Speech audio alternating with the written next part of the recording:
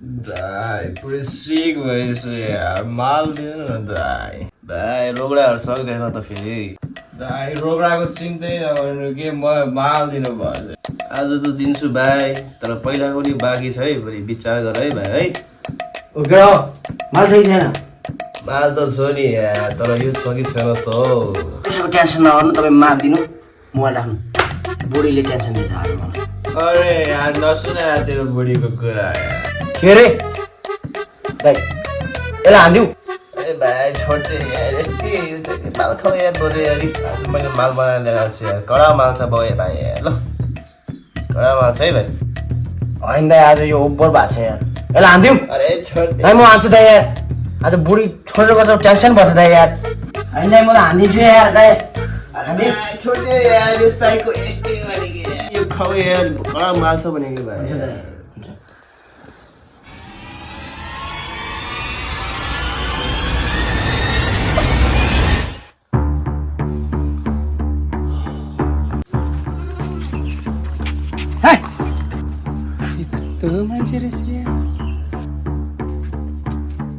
छोरे हजुर बाबा तेरो आमा आएकी होइन छैन बाबा मम्मी त आउनु भएन कहाँ गएछ त्यो कचरी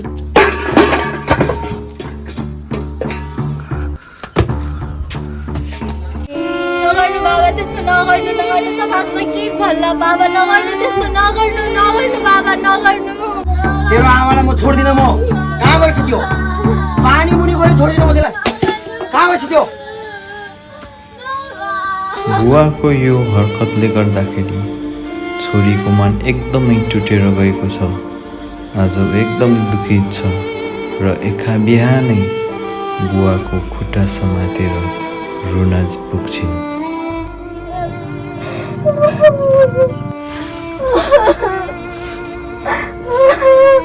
बुवा तपाईँ लागु पदार्थको सेवन गर्न नहुने थियो बुवा आज तपाईँले लागु पदार्थ सेवन गर्नुभएको कारणले आज हामीबाट हाम्रो मम्मी टाढा हुनुभएको छ बुवा तपाईँले लागु पदार्थ सेवन गर्नुभएको कारणले बुवा आज हामी सबैजना बिछडेका छौँ बुवा आज तपाईँले लागु पदार्थ सेवन गर्नुभएको कारणले समाज हामीलाई कस्तो नजरले हेर्छ बुवा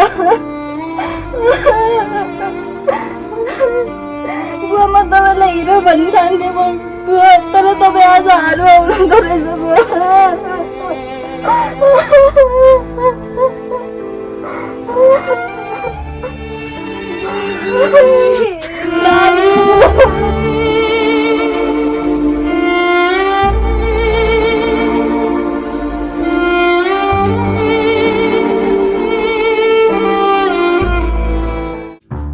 आज भोलि ओभर हुँदैछ है भनेको कुरा पनि मान्दैन कहाँ गयो आज म एकछिन साथीको म गएको थियो घरको सबै काम भ्याएर आज किन ढिलो भएको एकछिन जेन्सको मम्मीले बसिराख्नु भनेर हो यस्तो बढी हुन्छस्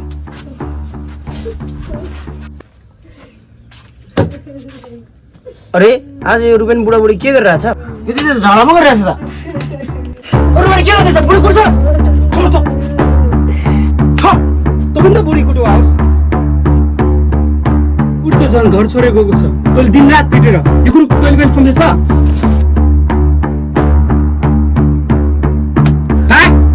जा आफ्नो बुढीसँग पहिला जय मिश्री जय मसी भाइ बस भाइ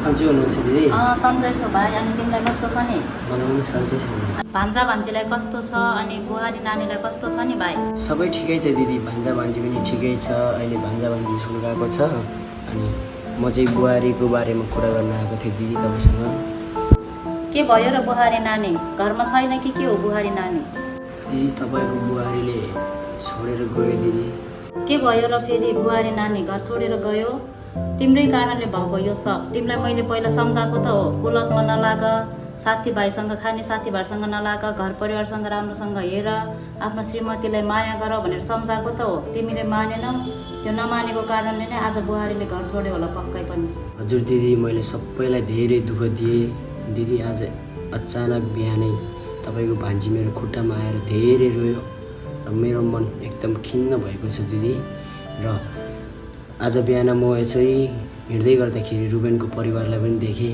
उनीहरूको परिवार झगडा गरिरहेको रहेछ दिदी। अनि मैले त्यो देखेँ।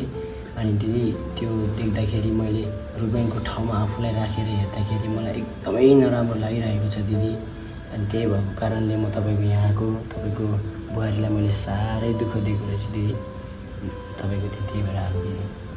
आज धेरै खुसी लाग्यो भाइ, तिमीले चाहिँ म कहाँ आएर सल्लाह सुझाव लिएकोमा।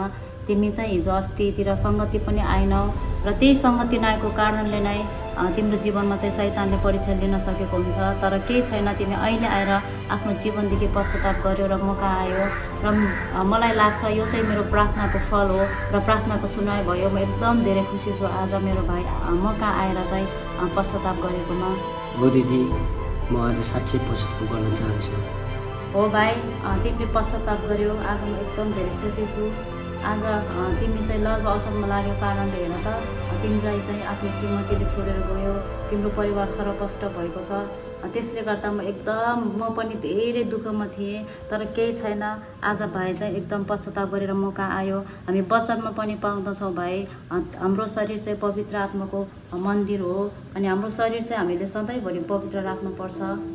हो दिदी, म परमेश्वरसँग, छोराछोरी, श्रीमती अनि तपाईँहरू सबैसँग माफी माग्न चाहन्छु दिदी। अनि म पश्चाताप गर्न चाहन्छु दिदी। राम्रो भाइ, एकदम खुसी लाग्यो। हामी बाइबलमा पनि पाउँछौँ परमेश्वरले चाहिँ हामीलाई चाहिँ स्वतन्त्र दिनुहुन्छ। म तिमीलाई चाहिँ एउटा बाइबलको खण्ड पाठ गरेर सुनाउँछु, तिमी ध्यान दिएर सुन है। दोस्रो कोरिन्थी 3:16 र 17 चाहिँ यसरी लेखेको छ, तर जब मानिस प्रभुपट्टि फर्कन्छ त्यो घुम्टो हटाइन्छ। अब प्रभु आत्मा हुनुहुन्छ अनि जहाँ प्रभुको आत्मा हुनुहुन्छ त्यहाँ स्वतन्त्रता हुन्छ। आमेन। हो, साँच्चै नै प्रभुले चाहिँ अब तिम्रो विगतका कुराहरू चाहिँ सबै परमेश्वरले चाहिँ पश्चाताप दिइसक्नुभयो, माफी दिइसक्नुभयो। अब चाहिँ तिमी आज प्रभुपट्टि फर्किएको छ। प्रभुले चाहिँ अब तिमीलाई अनि सबैजनालाई चाहिँ स्वतन्त्र दिन चाहनुहुन्छ। यसरी नै प्रभुले चाहिँ आज तिम्रो जीवनलाई चाहिँ स्वतन्त्र दिइसक्नु भएको छ। आमेन। हुन्छ दिदी, अब म घर जान्छु। मैले तपाईँबाट धेरै कुरा सिक्न पाएँ अनि प्रभुको वचन पनि सुन्न पाएँ दिदी। हुन्छ, जान्छु है घर। हुन्छ भाइ, राम्रोसँग जाऊ है। अब चाहिँ बुहारीलाई घरमा फकाएर ल्याउनुपर्छ अनि अब चाहिँ पहिला जसरी दुःख नदेऊ है भाइ।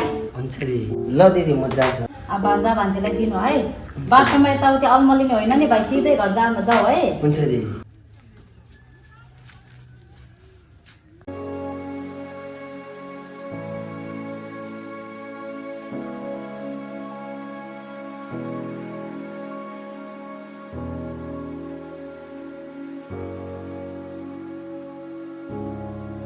छोरी, हजुर बाबा। छोरा, हजुर बाबा। यहाँ आऊ त दुवैजना। यहाँ बस बाबु, बस छोरी। मैले तिमीहरूलाई धेरै दुःख दिइरहेको रहेछु। मैले तिम्रो मम्मीलाई पनि धेरै दुःख दिएको रहेछु बाबु। अनि आज बल्ल मलाई मेरो गल्तीको महसुसहरू भइरहेको छ बाबु। सक्छौ भने तिमी दुवैजनाले मलाई माफ गरिदेऊ है। हुन्छ बाबा, हामी दुवैजनाले तपाईँलाई माफ गर्छौँ। तपाईँलाई एउटा कुरा भन्नु बाबा। भन न छोरी, के कुरा हो? मम्मी कतै जानुभएको छैन, मम्मी फुपूको घरमा बस्नु भएको छ। ए हो र छोरी, त्यसो भए जमजम तिम्रो आमालाई माफी माग्नु छ। पर्दैन किन आउनलाई? बुढी बुढी बुढी, मलाई क्षमा गरिदिनु है। मैले तिमीलाई धेरै दुःख दिएँ। अबदेखि म कहिल्यै यस्तो गर्दिनँ। मलाई क्षमा गर है बुढी। मैले तपाईँलाई जहिले क्षमा गरेको छु र अहिले पनि क्षमा गर्छु र तपाईँले पनि मलाई क्षमा गर्नुपर्छ। क्षमा? के को क्षमा? यो सबै योजना हामी मिलेर गरेका हो त सुध्रिनको लागि। भाइले घरमा धेरै दुःख दिएको रहेछ अनि दिनकै पैसा मागेर बुहारीलाई सताएको रहेछ।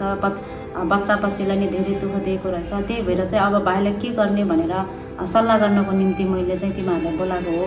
हो दिदी, त्यो सुदीपलाई जति सम्झायो नि त्यही हो। जहिले झगडा गर्न खोज्छ, जहिले त्यही खाएको केटाहरूसँग हिँड्छ। अस्ति सम्झाउँदाखेरि पनि अझै हामीलाई नै हाना जस्तो गर्छ दिदी। खोइ के भएको? त्यही त दिदी, मलाई नि सधैँ दुःख पोखिरहेको हुन्छ। उसले सधैँ कति धेरै दुःख छ भनेर मलाई सधैँ सुनाइरहेको हुन्छ। घरमा जहिले झगडा हुन्छ, उसलाई साह्रै दुःख छ। त्यही त नि। ए बुहारी पनि आइपुगेछ।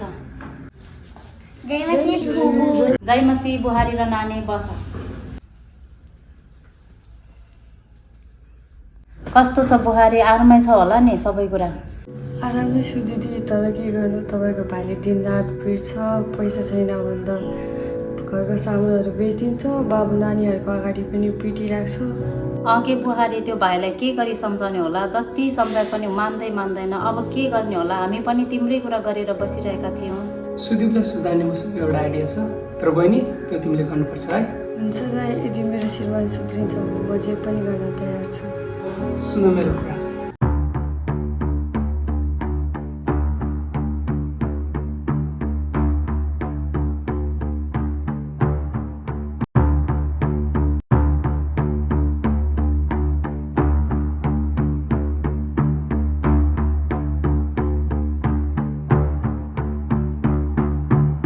म घर छोडेर जानु छोरी तपाईँको सामुन्ने आएर रुनु रुबेन दाईको झगडा हुनु भाउजूसँग र दिदीले तपाईँलाई सम्झाउनु यस बिचमा तपाईँलाई केही दुःख पऱ्यो भने मलाई माफ गरिदिनु मलाई पनि माफ गर है साथी ल भाइ अब चाहिँ घर गरी खाऊ है तिमीहरू दुईजना कहिले झगडा नगर हुन्छ दिदी बाबा अबदेखि मम्मीसँग झगडा नगर्नु है